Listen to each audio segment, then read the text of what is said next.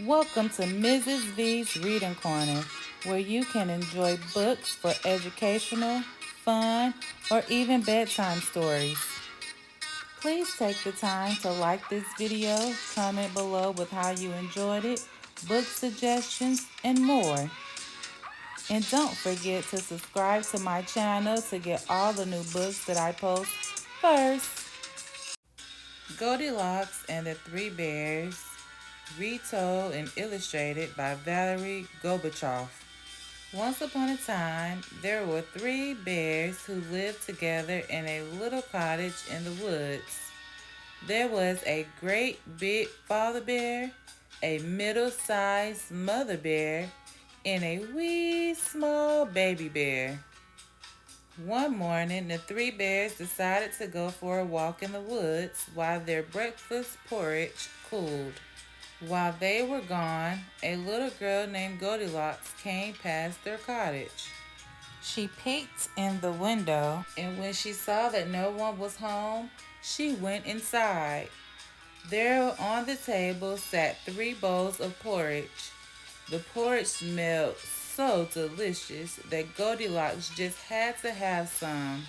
First, she tried the porridge in the great big father bear's great big bowl, but it was too hot. Next, she tried the porridge in the middle-sized mother bear's middle-sized bowl, but it was too cold. Then she tried the porridge in the wee small baby bear's wee small bowl, and it was just right. So she ate it all up. When she had finished the porridge, Goldilocks wandered into the sitting room, where she found the three bears' chairs. First, she tried the great big father bear's great big chair, but it was too hard. Next, she tried the middle-sized mother's bear's middle-sized chair, but it was too soft. Then she tried the wee small baby's bear wee small chair, and it was just right. So Goldilocks sat down in the chair and broke it all to bits. Then Goldilocks went upstairs, where she found the three bears' bed. First, she tried the great big father bear's great big bed, but it was too hard. Next, she tried the middle-sized mother bear's middle-sized bed, but it was too soft. Then she tried the wee small baby bear's wee small bed, and it was just right. So Goldilocks lay down and fell fast asleep. No sooner had Goldilocks fallen asleep than the three bears returned home. Their walk had made them very hungry, so they hurried right into the kitchen. Goldilocks had left the spoon in the great big father bear's porridge. "Someone has been eating my porridge," said the great big father bear in his great big voice.